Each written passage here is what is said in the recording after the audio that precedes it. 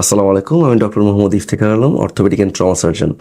কোমর ব্যথা, মেরুদণ্ডে ব্যথা অথবা হচ্ছে ব্যাক পেইন, যে নামেই বলি না কেন, খুব কমন একটা টার্ম, কমন একটা প্রবলেম, বলতে গেলে জাতীয় সমস্যা। আজকে কথা বলবো যে এই বিষয়টা নিয়ে, যে কোন বয়সে কাদের কী জন্য আসলে সমস্যাটা হতে পারে। আমরা ক্লিনিক্যাল প্র্যাকটিসে যখন রোগীরা আসে, বেশিরভাগ ক্ষেত্রে হিস্ট্রি নিয়ে যে জিনিসটা পাই, যে তাদের ইয়ং বয়সে, অর্থাৎ যখন বয়স কম ছিল, প্রত্যেকেরই ছোটোখাটো একটা হিস্ট্রি থাকে যে তারা ওই টাইমটাতে একটা লং সময় ধরে, একটা লং পিরিয়ড ধরে অনেক বেশি ভারী কাজ করেছে। সে ভারী কাজটা হতে পারে হচ্ছে গিয়ে হেভি ওয়েট লিফটিংয়ের কাজ, অথবা অন্য যে কোনো কাজ যেটা বসে করতে হয় দীর্ঘ সময় ধরে। এটা হচ্ছে এক নম্বর হিস্ট্রি।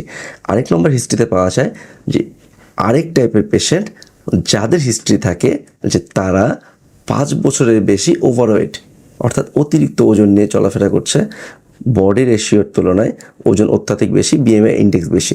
এই দুই টাইপের মানুষ কিন্তু আসে বেশিরভাগ ক্ষেত্রে লো ব্যাক পেইন নিয়ে। এখন কারা এদের মধ্যে সংখ্যায় বেশি? যদি মেল ফিমেল রেশিও করা যায়, ফিমেলের প্রায়োরিটিটা বেশি বা অনেক বেশি পরিমাণে রোগী আসে যারা হচ্ছে কোমর ব্যথা থাকে এবং এদের বয়সটা থাকে 40-এর উপরে, এবং যাদের মেইন কারণই হচ্ছে পোস্ট মেনোপোজাল সিনড্রোম, অথবা হচ্ছে গিয়ে মাসিক বন্ধের পরে যে হরমোনাল ইমব্যালেন্স হয়, সে কারণে ভিটামিন ডি অথবা ক্যালসিয়ামের একটা ইমব্যালেন্স অথবা ঘাটতির কারণে কোমরে ব্যথা। তো কখন কোমর ব্যথাটা অ্যালার্মিং বলছে এই কারণে যে বেশিরভাগ ক্ষেত্রে এসব রোগীরা দেখা যায় ফার্মেসি থেকে ওষুধ কিনে খায় মাসের পর মাস দীর্ঘদিন, এবং এমন একটা কন্ডিশনে আসে আমাদের কাছে যে তখন আসলে ওষুধেও কাজ হয় না রোগীর। তো অ্যালার্মিং বলছি যখন দেখবেন কোমর ব্যথাটা পায়ের দিকে রেডিয়েট করে, অর্থাৎ পায়ের দিকে ব্যথাটা ছড়িয়ে যায়, ঝিনঝিন অনুভূতি থাকে, এবং হাঁটতে গেলে দেখা যায় কিছু দূর হাঁটার পরে বসে পড়তে হয়, হাঁটা কন্টিনিউ করা যায় না। এটা সিভিয়ার স্টেজের কথা বলছি। আর নর্মাল স্টেজে পেশেন্ট বলে যে কোমর ব্যথাটা শুধু কোমরেই নেই, অর্থাৎ মেরুদণ্ডে নেই, মেরুদণ্ড থেকে ডান পা অথবা বাম পা অথবা উভয় পায়ের দিকে ব্যথাটা ছড়িয়ে পড়ছে। এই ক্ষেত্রে আপনি কখনোই ফার্মেসি থেকে ওষুধ খেতে পারবেন না।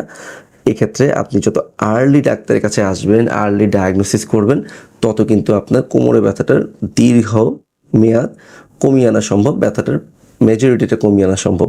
আর এই ক্ষেত্রে ডিলে হলেই কিন্তু অনেক ক্ষেত্রেই অনেক ভয়ানক পরিস্থিতি দাঁড়িয়ে যায়, এবং অপারেশনের মতো জিনিসও দরকার হয় এই কোমর ব্যথা সারিয়ে তোলার জন্য।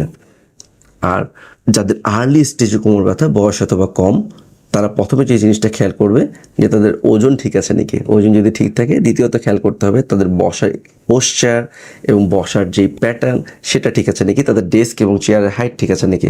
এবং 3 নম্বরে যে জিনিসটা খেয়াল করবে যে পেশেন্ট এমন কিছু করছে নাকি যে কারণে হচ্ছে গিয়ে দীর্ঘমেয়াদী ব্যথার দিকে কোমর ব্যথাটা যেতে পারে। অর্থাৎ পেশেন্টের কোনো ব্যাড হ্যাবিট আছে নাকি শোয়ার ক্ষেত্রে। অনেক সময় দেখা যায় যে খুব বেশি নরম বিছানা বা গদিতে বা ফোমে ঘুমানো হয়, সেক্ষেত্রে কিন্তু পেশেন্টের লো ব্যাক পেইনের সংখ্যাটা অনেক বেশি থাকে। তো এই কিছু ছোটোখাটো জিনিস যদি মেনে চলা যায়, তাহলে কিন্তু কোমর ব্যথাটা দীর্ঘমেয়াদী হয় না, এবং আর্লি যদি ট্রিটমেন্ট করা যায় খুবই ভালোভাবে কন্ট্রোল করা সম্ভব।